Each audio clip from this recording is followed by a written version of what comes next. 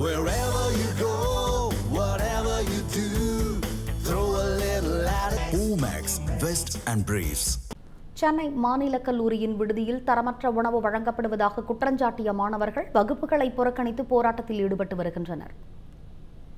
இது தொடர்பான கூடுதல் தகவல்களை நமது செய்தியாளர் வினோத் வழங்க கேட்கலாம்.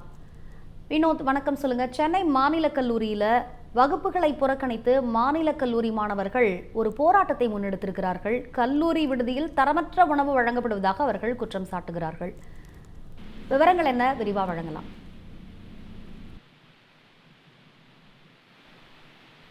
வணக்கம்.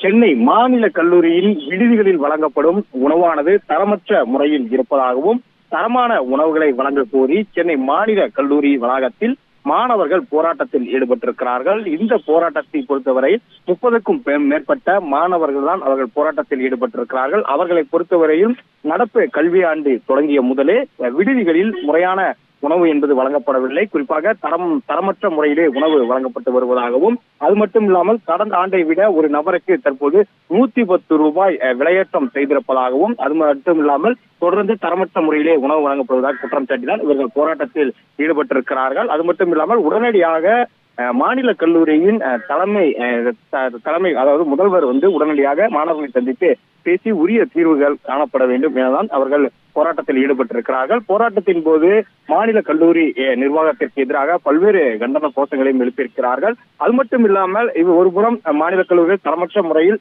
உணவு வழங்கப்படுவதாக ஒருபுறம் அமர்ந்து அவர்கள் போராட்டத்தில் ஈடுபட்டு வரும் நிலையில், மற்றொரு புறமும் 50க்கும் மேற்பட்ட கல்லூரி மாணவர்கள் தரமான உணவு தான் தற்போது வழங்கப்பட்டு வருவதாகவும், கடந்த 4 ஆண்டுகள் காட்டிலும் தற்போது தரமான உணவு வழங்கப்பட்டு வருகின்றது.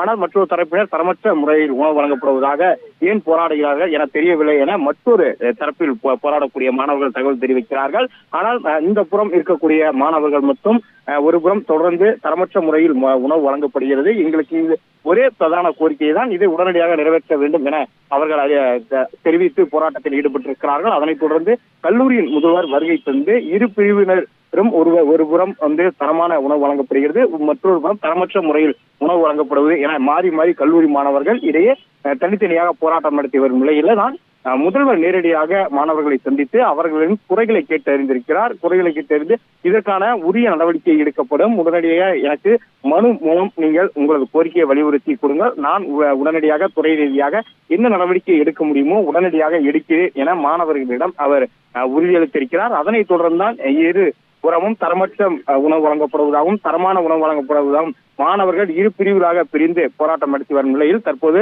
மாணவர்கள் கலைந்து சென்றிருக்கிறார்கள். குறிப்பாக அந்த போராட்டத்தில் ஈடுபடக்கூடிய ஒவ்வொரு குழுவிலிருந்து 4 மாணவர்கள் என மொத்தம் 8 மாணவர்கள் இரு பிரிவினை சேர்ந்தவர்கள் தற்போது முதல்வரை சந்தித்து அவர்கள் உடனே பேசி வருகிறார்கள். முதல்வரை பொறுத்தவரையும் உடனடி தீர்வு காணப்படும் என அறிவித்தின் பேரில் தற்போது அவர்கள் எல்லாம் கலந்து சென்றிருக்கிறார்கள். குறிப்பாக கல்லூரியில் அந்த வகுப்பறைகளை புறக்கணித்து விட்டுதான் மாணவர்கள் போராட்டத்தில் ஈடுபட்டார்கள் என்பதும் குறிப்பிடத்தக்கது.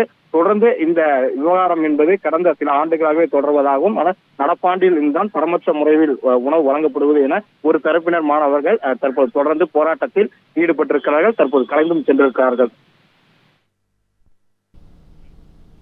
விவரங்களை வழங்கியமைக்கு நன்றி வினோத்.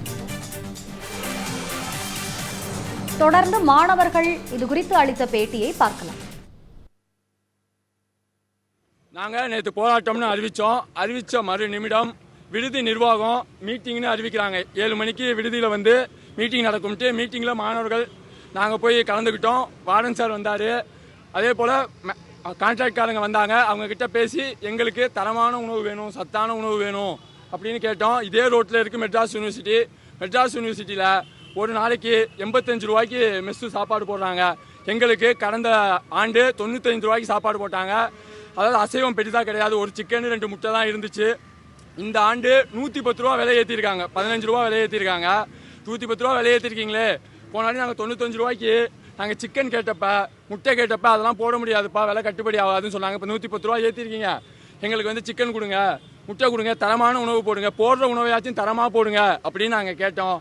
2 சிக்கனாகவே இல்லை, குழம்பு என்னவா இருக்குன்னு தெரியல. பல நாள் சாப்பாட்டில் கூட்டு வைக்கிறது கிடையாது, சாப்பாடு தரமாக இருக்கிறது கிடையாது, ரசம் எப்படி இருக்குன்னு தயிர் மோருன்னு ஏதோ ஊற்றுறாங்க. அதெல்லாம் சாப்பிட்டுட்டு மாணவர்கள் நாங்கள் டெய்லி ஓமந்தூராக இருக்கும், அதாவது ராஜீவ்காந்தி மருத்துவமனைக்கும் போகிற மாணவர்கள் அதிகமாக யாருன்னு பார்த்தீங்கன்னா பிரசிடென்சி காலேஜ் மாணவர்களாக தான் இருப்பாங்க. ஓபி பேஷன்ஸு. இந்த கல்லூரியினுடைய முதல்வர் அவர்களின் தூண்டுதலின் பேரில், ஆளுநர்களோட தூண்டுதலின் பேரில் நேராக போய் நீங்கள் போராட்டத்தில் கலந்துக்க கூடாது, கலந்துக்கிட்டா மேனேஜ்மெண்ட் ஹாஸ்டலில் உங்கள் மேலே நடவடிக்கை எடுக்கும்னு சொல்கிறாங்க. தமிழ் ஜனம் சேனலை சப்ஸ்கிரைப் பண்ணாமல் பார்த்துட்டு இருந்தீங்கன்னா மறக்காமல் சப்ஸ்கிரைப் பண்ணிடுங்க.